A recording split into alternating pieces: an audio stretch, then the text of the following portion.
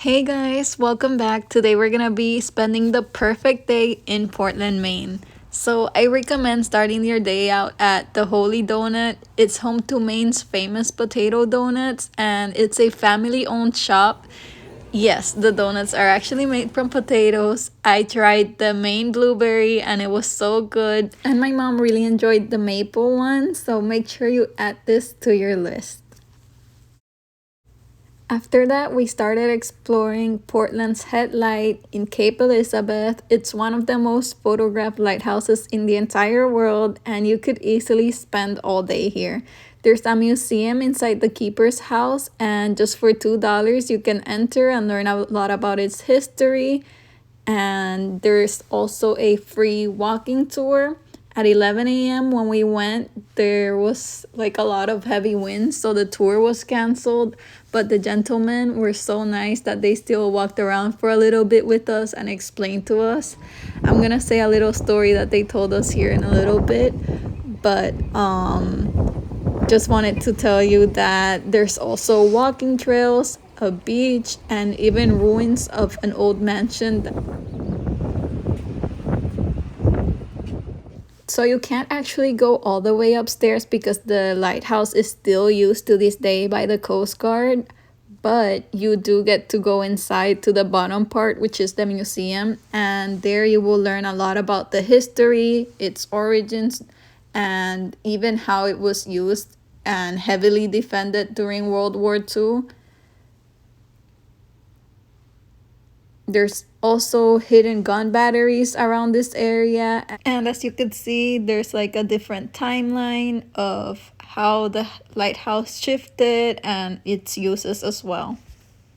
It's the old light that used to be up there, and it's here in the exhibition. The lighthouse was commissioned by George Washington.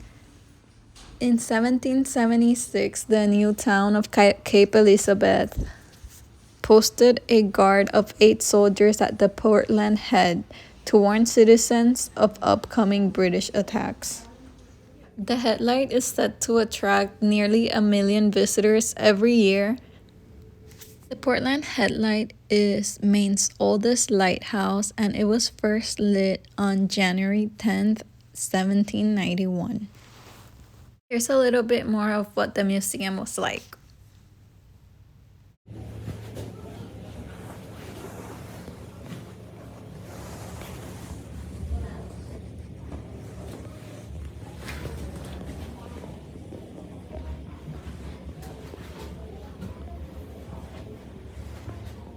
Walking trails, you get to see different angles and it's just really beautiful, so make sure you carve out time. And when I say that, I mean you could literally spend all day here comfortably.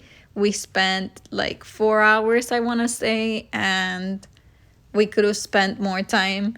There's a beach, so if the weather's nice, you could even take advantage of that. I really can't get over how beautiful it is just to look at. This was really my mom's idea, so I didn't have like huge expectations, but to be honest, it was amazing and I'm so happy that I got to experience it. Fort Williams Park is actually over 90 acres and has a bunch of recreational activities, so you can do picnic, flight kites, like I said, the beach, walks.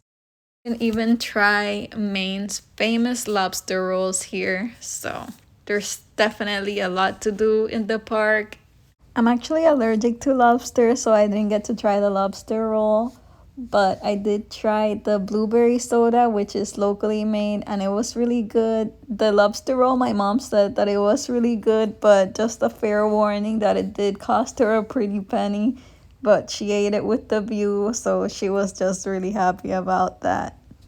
We also tried the whoopie here, which is that little dessert. It's like it reminds me a lot of like an ice cream sandwich, but it's like cake and frosting in the middle. It was really decent. As I'm walking now, you'll get to see the beautiful beach, some of our hike, and the ruins from that mansion I mentioned earlier. I do want to go ahead and use this time though to tell you the story that one of the gentlemen that worked there told us, just because I found it to be really powerful. The story took place here at Fort Williams in Cape May, and it happened towards the end of World War II. There was a military ship that crashed, and it was alleged, it was determined that it crashed due to problems with its boiler, like a mechanical problem. However, years after, there was a team of divers, and allegedly, this was a new, like a beginner's team. And these divers discovered something that would change what we thought was history.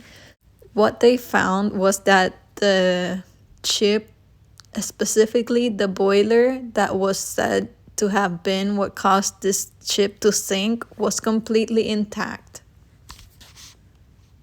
It was then alleged that this had been a massive cover up by the military to prevent people from knowing that actually a German submarine had attacked and sunk the ship.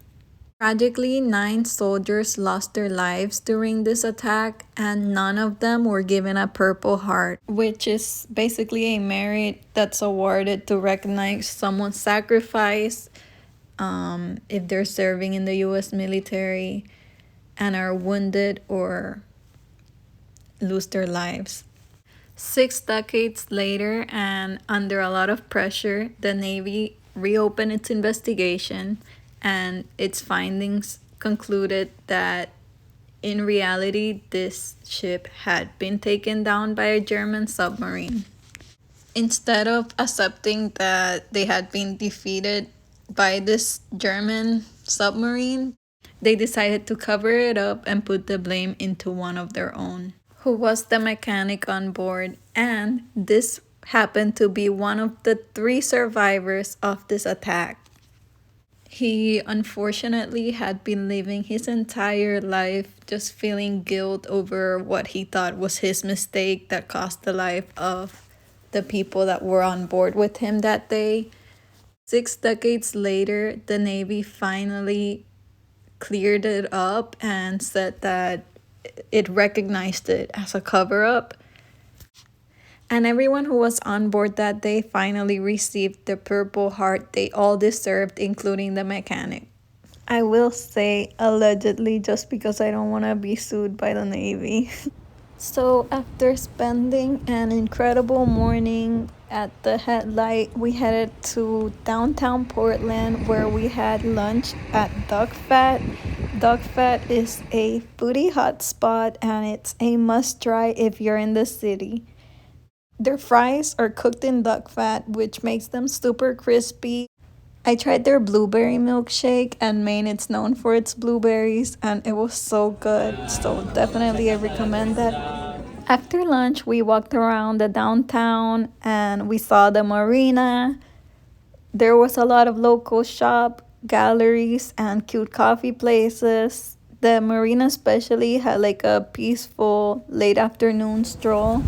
So it was really enjoyable, and just like entering the stores and window shopping a little bit.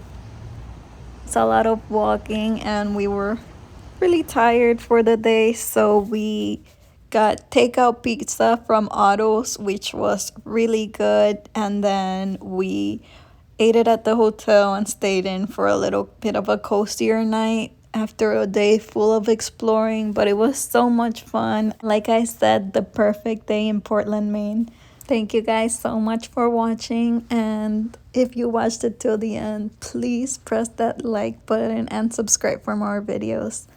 Thank you.